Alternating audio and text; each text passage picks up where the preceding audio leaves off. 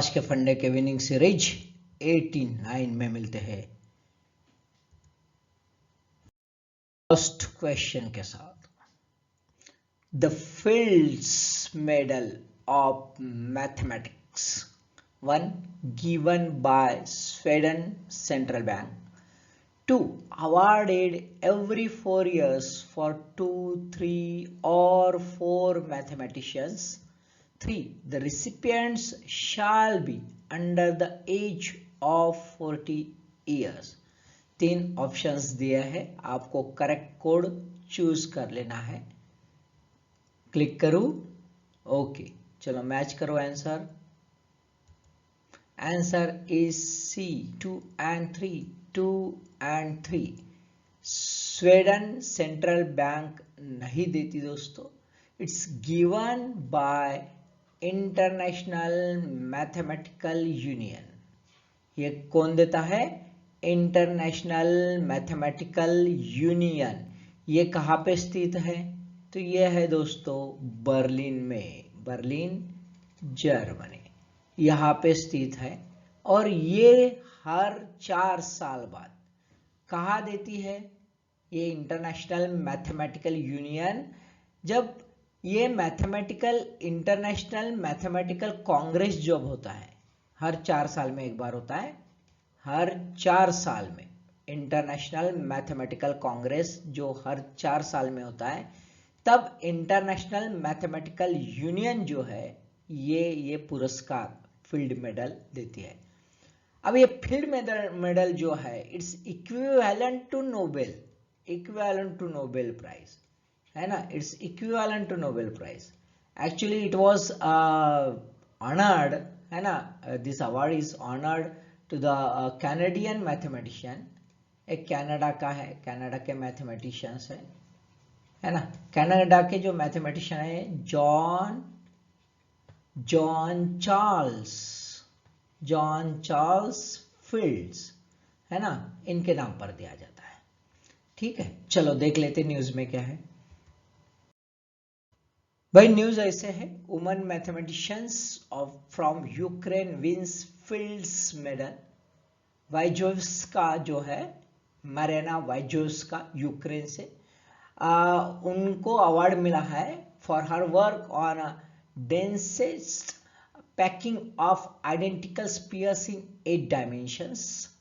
अभी हाल ही में है ना, उन्होंने एक स्पीच दिया, एक लेक्चर दिया, वो डेडिकेट किया यूलिया झडानोव्स्का जो है, ये यंग यूक्रेनियन मैथमेटिशियंस थी और कंप्यूटर साइंटिस्ट फ्रॉम खार्किव। आप नाम जानते हो, खार्किव में जो है बॉम्ब शेलिंग वगैरह हो गई थी, और यही रशियन मिसाइल अटैक में जो है यूलिया झडानोव्स्का मारे गई। और उनके इसमें ये मैथमेटिशियन जो थे, यंग मैथमेटिशियन है ना, उनको डेडिकेट करके इन्होंने लेक्चर दिया था, इसलिए ये इनका नाम बहुत इंपॉर्टेंट है। अब वो कहती है वो लेक्चर में, when someone likes her dies, जब उनके जैसी कोई गुजर जाती है, it's like the future dies, obviously है ना, it's like a future dies, यानी पूरा भविष्य ही मर जाता है। यानी ऑब्वियसली ये इसलिए है कि भाई एक साइंटिस्ट इतना बिग टैलेंट जब चला जाता है, तो ये सोचने वाली बात है कि war, how the war is है ना, क्या कहते हैं उसको, कि वॉर कैसे फ्यूचर खत्म कर रहा है, ये इसके ऊपर से ये है। मतलब ये जो सेंटेंस है, ये सेंटेंस ये बताता है, बड़ी फिलोसॉफिकल सेंटेंस है ना, इसी वजह से ये न्यूज में। She is now hold the chair in the number theory at a Swiss federal institute of technology लोसाने। तो जो 4 है वो है मरीना वाइजोव्स्का यूक्रेन, जेम्स मिस्रांड ब्रिटेन, ह्यूगो डुमिनिल कोपिन फ्रांस, और जुनहा हुआ यूएसए। एक्चुअली ये कोरियन है, कोरियन यूएसए। ठीक है, चलो next question. Second question, consider the following statements assertion and reason. Recently, India and Australia signed 3-year partnership in the field of projects and supply chains for critical minerals। जो critical minerals होते हैं उनके लिए India और Australia ने 3 साल का partnership जो है पैक कर लिया है। दूसरा है reason, almost all countries are in transition towards a clean energy and digital economy. Hence, critical elements are key to determine the pace of transition of any country. सभी जो देश है वो क्लीन एनर्जी और डिजिटल एनर्जी के तरफ जा रहे, ट्रांजिशन में है, और इसी वजह से क्रिटिकल एलिमेंट जो है ये ट्रांजिशन का जो पेस है, जो रफ्तार है, वो डिटरमाइन करने वाली है। ठीक है, समझ गया दो सेंटेंस? चलो बताओ, कोड के हिसाब से दोनों करेक्ट है और आर ये उसका ए का एक्सप्लेनेशन है, या फिर दोनों करेक्ट है लेकिन आर ये एक्सप्लेनेशन नहीं है। एक करेक्ट है, आर जो फॉल्स है, एक फॉल्स है, आर ट्रू है। क्लिक करो। ओके, चलो मैच करते हैं answer. Answer is A, both A and R correct and R is a correct explanation of A. चलो देख लेते हैं न्यूज क्या है। भाई न्यूज ऐसी है कि elements at the centre of India Australia deal, कितने की डील की है? कमिट ऑफ $5.8 मिलियन की पार्टनरशिप है, India Australia critical mineral investment partnership. अब ये क्रिटिकल मिनरल जो है ये किस चीज के लिए फायदेमंद है? These are the building blocks of essential modern day technologies, है ना। और साथ में प्रॉब्लम भी है कि ये रिस्क फैक्टर भी है सप्लाई चेन डिसरप्शन का। अब सप्लाई चेन डिसरप्शन का ऐसा कि बीच में चाइना जो है, चाइना ये टॉप मोस्ट प्रोड्यूसर है ना। China is a world largest producer of 16 critical mineral and top in processing operation. उसने चाइना को दे दिया था भाई डिच्चू, एकदम से चाइना ने जो है जापान को कह दिया था कि भाई हम बीच में सप्लाई, तो जापान की इकोनॉमी खतरे में आ गई थी। अब भाई ये इंडिया ऑस्ट्रेलिया बहुत ही अच्छी बात है, लेकिन ये क्रिटिकल एलिमेंट्स सच में क्रिटिकल है। यदि सप्लाई चेन डिसरप्शंस हो गई तो प्रॉब्लम आ सकता है।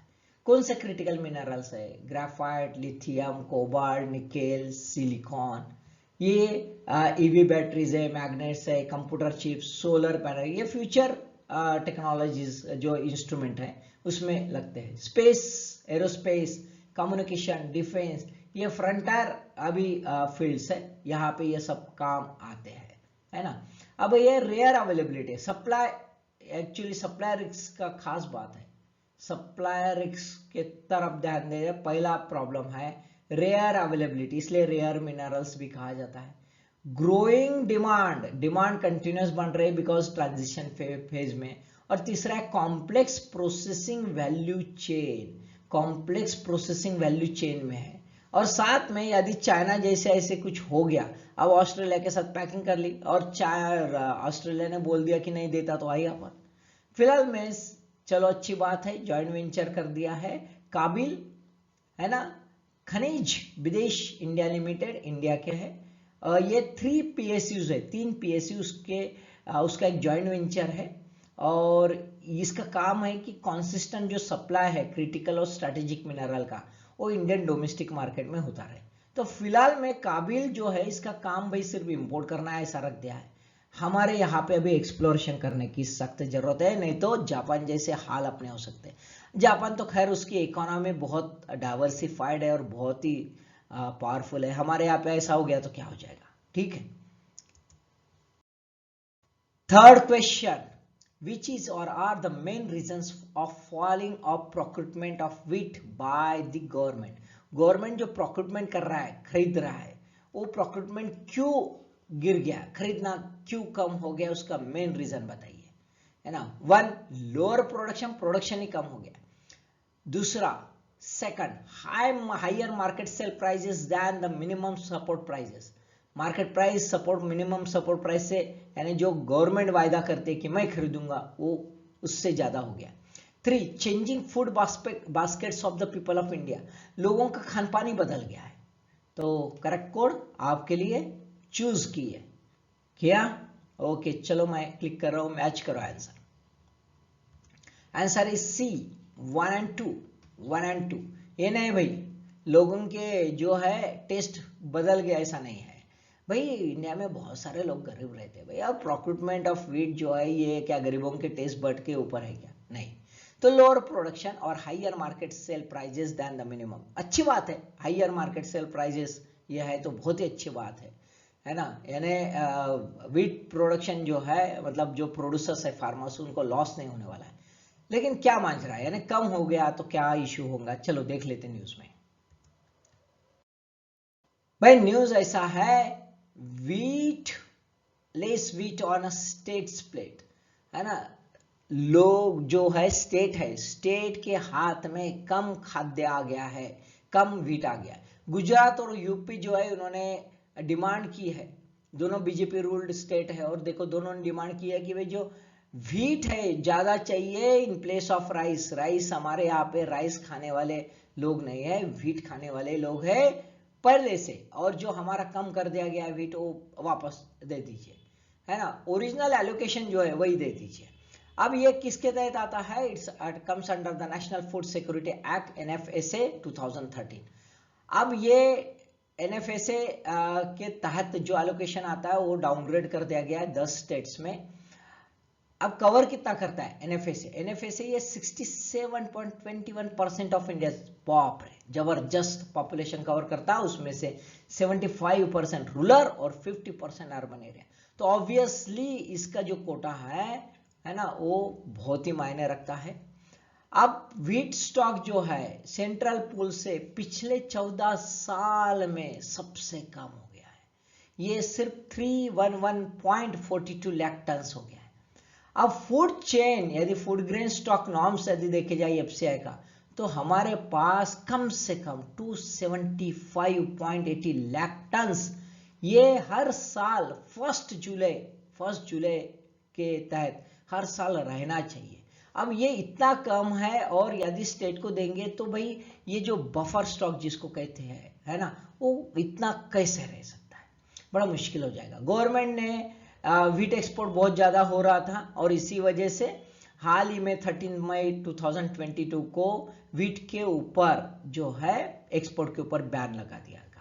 तो ऑब्वियसली वर्ल्ड लेवल पर रशिया यूक्रेन वॉर चल रहा है, सप्लाई चेन डिसरप्शन हो गया है। इजिप्ट जैसा टॉप मोस्ट जो इंपोर्टर है वो डिमांड कर रहा है, और ऐसे इसमें ऑब्वियसली एक्सपोर्ट होना लाजमी है। लेकिन साथ में प्रोडक्शन भी कम हो गया है, यही प्रॉब्लम है। यदि प्रोडक्शन कम नहीं होता था तो obviously India win win situation में, विन ही सिचुएशन में रहता था, है ना।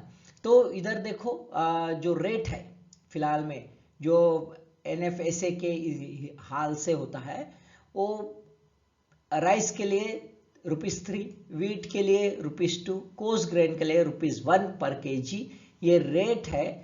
किस चीज के लिए? अंत्योदय अन्न योजना और प्रायोरिटी हाउस होल्ड, ये 2 टाइप के बेनिफिशियरी है, उनको ये स्कीम के तहत मिलता है। अंत्योदय अन्न योजना में 35 kg फूड ग्रेन मिलता है पर हाउस होल्ड पर मंथ, और प्रायोरिटी हाउस होल्ड को होता है 5 kg पर person per month.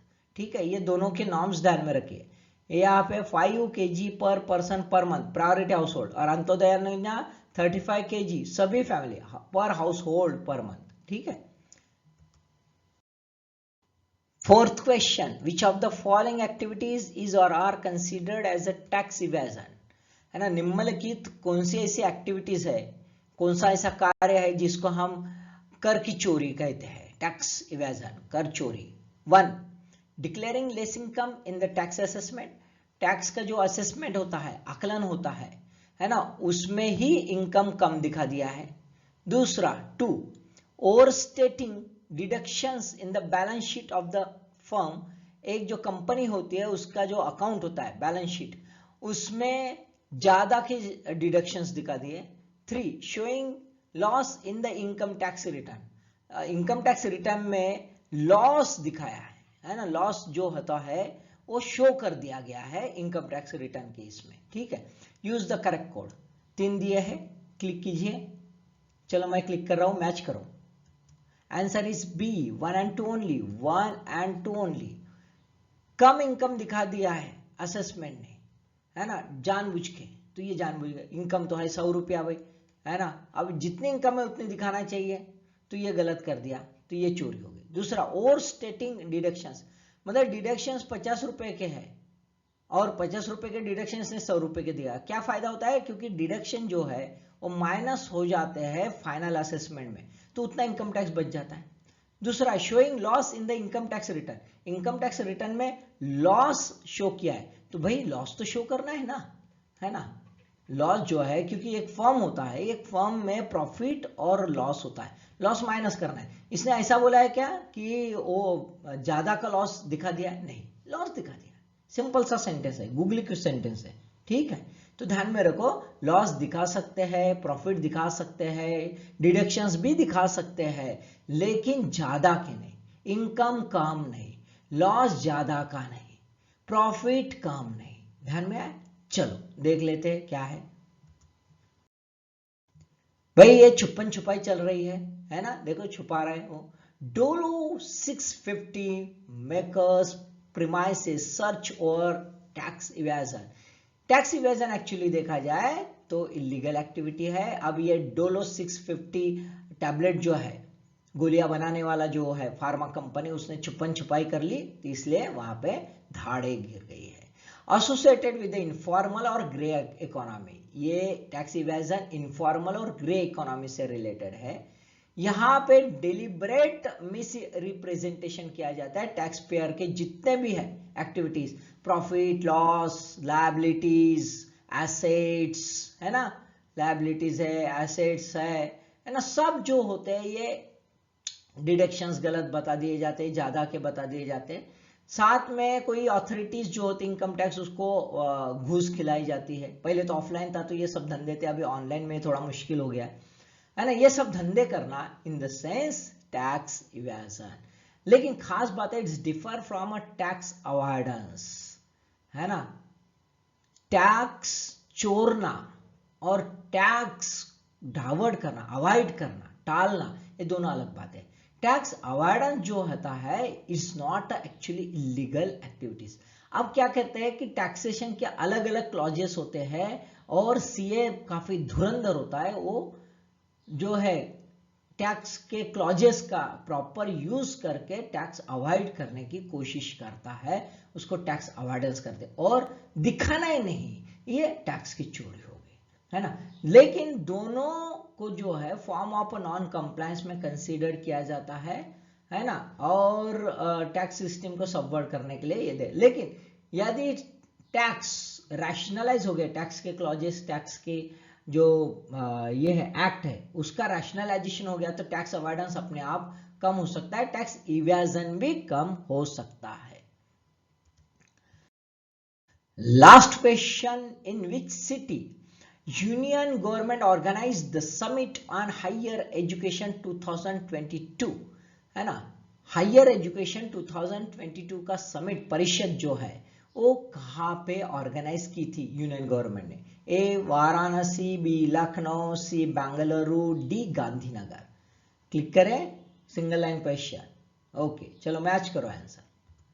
Answer is A, obviously Varanasi भाई। अभी सब जो होगा उधर, एक तो गुजरात या फिर यूपी। थोड़ा सा लॉजिक, मतलब अभी आसान हो गया है बच्चों को पढ़ाई करना, ठीक है। चलो ऐसा नहीं है भाई, बहुत सारी जगह होता है। चलो न्यूज देख लेते हैं भाई। ऐसा है कि PM launches education system on the 7 July 2022। यहाँ पे Varanasi declaration on higher education adopt कर दिया गया। किसने ऑर्गेनाइज किया? बहुत इंपॉर्टेंट है, यूनियन गवर्नमेंट तो लिख लिया था भाई क्वेश्चन में, लेकिन ये ट्राइपेटरेट था, मिनिस्ट्री ऑफ एजुकेशन, साथ में यूजीसी और बनारस हिंदू यूनिवर्सिटी, ये तीनों ने मिलकर ऑर्गेनाइज किया। इस पर काफी चर्वन हो गया नेशनल एजुकेशन पॉलिसी 2022 के तहत, और बहुत सारे थीम, बहुत ही मार्वलस वंडरफुल थीम्स थी। Multi disciplinary holistic education, skill development, employability, जहाँ पे इंडियंस का बहुत ज़्यादा प्रॉब्लम है, और इंडियन नॉलेज सिस्टम, बहुत ही अच्छे थीम जो थी ये समिट में थी। सो दोस्तों, 5 क्वेश्चंस 5 अलग अलग एंगल से है, 5 बहुत इंपॉर्टेंट टॉपिक्स है। आप डिटेल में समझ लो, ब्रीफ में मैंने यहाँ पे समझा के दिया है। All the best.